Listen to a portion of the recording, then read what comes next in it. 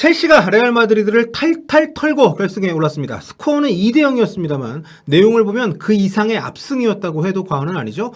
그나저나 이날 경기가 이제 스탠포드 브리지였는데요. 레알 마드리드 이적한 뒤에 레알 유니폼을 입고 런던에서 이제 선발 출전을 했던 아자르 선수, 이게 나름대로 친정팀과의 경기인데 경기 내내 참 이제 실망스러운 경기력이었습니다. 경기 내용은 팀이 무기력하게 이제 패배를 하고 이제 탈락을 하게 됐는데, 아무리 상대팀에 애동료들이 많아도 그렇지 챔스 탈락 직후에 피치에서 이런 모습 보이는 거는 좀 눈치 없는 거 아닌가요? 아니, 인사는 라커룸 들어가셔도 되잖아.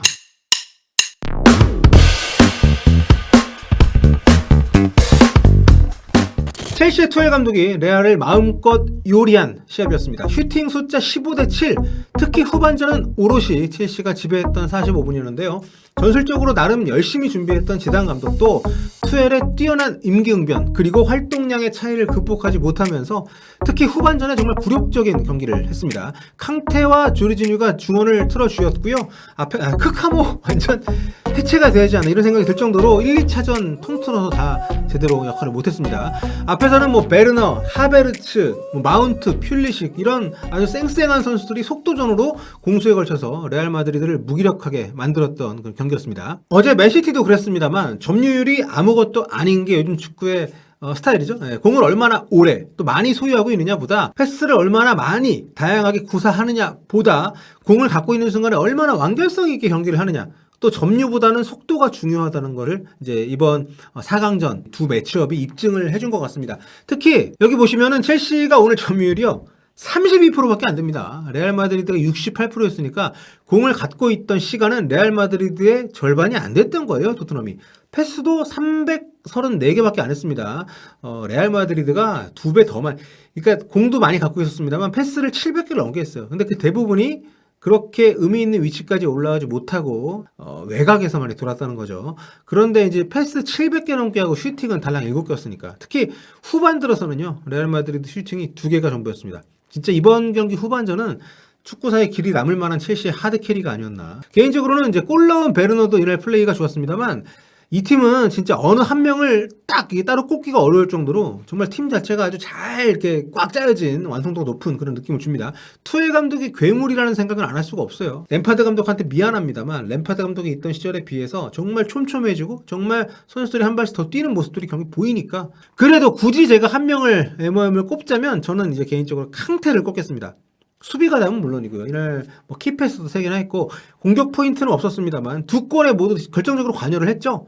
첫 번째 베르너 골 이전에 그 하베르츠 슈팅 장면에서 도움 역할을 해줬고, 그리고 추가골이 됐던 그 마운트의 골 장면에서도 캉테가 높은 위치에서 볼을 뺏어낸 후에 볼을 방출을 해줬기 때문에 결국 골이 나왔잖아요. 그러니까 이런 부분들을 봤을 때 캉테를 왜 지난 여름에 많은 팀들이 원했음에도 불구하고 첼시가 정말 꽁꽁 붙들어 맸는지 이렇게 중요한 경기에서 다시 한번 확인이 됐습니다. 레알 마드리드는 계속 뭐 오른쪽 백이 올 시즌에 지금 문제인데, 이날 지단 감독이 약간 그 변칙적인 비대칭 전술, 변형 3백으로 운영을 하면서 비니시우스를 오른쪽에 좀 윙백으로 놨는데요. 이게 썩 재미를 못 봤습니다. 오히려 투엘 감독이 레알 포진을 딱 보더니 그쪽을 집중적으로 공략을 하면서 기회를 만들었어요. 이건 좀 뒤에 다시 얘기를 좀 해보도록 하겠습니다.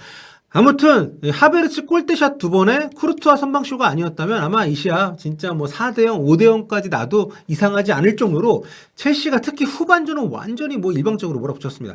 이로써 첼시는 이제 통산 3번째 챔스 결승에 오르게 됐는데요. 어떻게 된 게 첼시는 시즌 중에 감독을 바꾸면 성적이 더 좋아요. 1998년 UEFA 커비너스컵에서 우승할 때 굴리트 감독에서 비알리 감독으로 바뀌었고, 2008년에는 무리뉴 감독이 중간에 물러나면서 아브람 그랜트가 이제 대행을 해서 결승까지 갔었고요. 2012년에는 지금 보시는 것처럼 빌라스 보아스 감독이 시즌 중에 바뀌고 이 소년 명수 이 디마테오 감독 대행 체제로 챔피언스리그를 재패를 했었습니다. 그리고 2013년에 이제 유로파리그에서도 그때는 또 디마테오 감독이 잘리고 베르테즈 감독, 이번엔 또 램파드 감독이 시즌 중에 이제 경질이 되고 이제 투엘 감독 체제로 결승에 또 올라가게 됐는데, 이게 이제 감독 대행 체제로 이제 거둔 성과들도 섞여 있기 때문에 약간 좀 운빨이라고 보는 시선도 있습니다만, 한편으로는 그만큼 적절한 시기에 감독 교체를 결정을 하고 또 후임으로 적절한 인사를 단행을 했다. 그 성과다. 이렇게 볼 수가 있는 거죠. 올 시즌도 보세요. 투엘 감독 선임을 해서 흔들리던 팀을 굉장히 빠른 시간에 바로 잡았고, 지금 100일도 안 지났습니다. 부임한 지. 지금 첼시 메이저 2관왕도 가능한 상황이에요. 또 FA컵 결승, 챔스 결승 지금 동시에 다 올라가 있기 때문에 그나저나 투엘은 오늘 승리하면서 지단 감독 상대로 6경기 무패네요. 2승 3무. 지단을 5번 이상 만난 감독 가운데 유일한 무패 기록이라고 합니다. 그리고 조금 전에 확정이 됐군요. 역시 캉테가 MOM을 받았네요. 이렇게 되면 캉테는 이제 4강 1차전에 이어서 2차전까지 MOM을 아주 휩쓴 정말 이번 준결승에서 가장 돋보였던 월클 플레이어가 아닌가. 저 캉테 너무 좋아요. 네. 재밌는 게 첼시가 맨시티하고 이번 주말에 곧바로 맞대결이 있습니다. 리그에서 두 팀이 대결이 있는데 이 첼시하고 맨시티 3주 전에도 맞대결이 있었죠. 그때는 이제 FA컵 4강에서 첼시가 맨시티를 잡고 결승에 올라갔었는데 남은 두 번의 맞대결, 특히 챔스 결승에서는 어떤 결과가 나올지 굉장히 궁금합니다.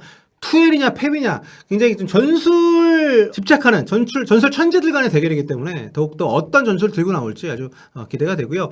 참고로 투엘 감독은 2년 연속 다른 팀을 이끌고 챔스 결승에 오르게 된 역사상 첫 번째 인물이 됐다고 합니다. 지난해 이제 준우승에 그치긴 했습니다만 파리 생제르맹 이끌고 이제 결승에 올라갔었죠.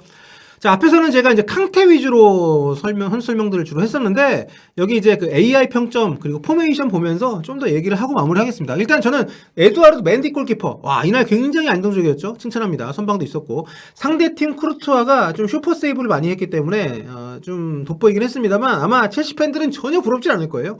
맨디가 올 시즌에 챔피언스 리그 11경기 중에서 8경기 무실점입니다. 케파 내치기를, 케파한테 미안합니다만, 잘했죠, 정말. 예. 근데 크루트와는 챔스 먹고 싶다고 레알 갔는데 결승은 첼시가 올라갔네. 앞서 말씀드렸던 지단 감독의 변형 3백 자 보이시죠. 예. 그리고 투엘 감독이 이걸 파괴하는 과정이 개인적으로 좀 흥미로웠습니다. 수비가 약한 비니시우스를 밀리탕으로 받쳐놓고 윙백을 시켰는데요.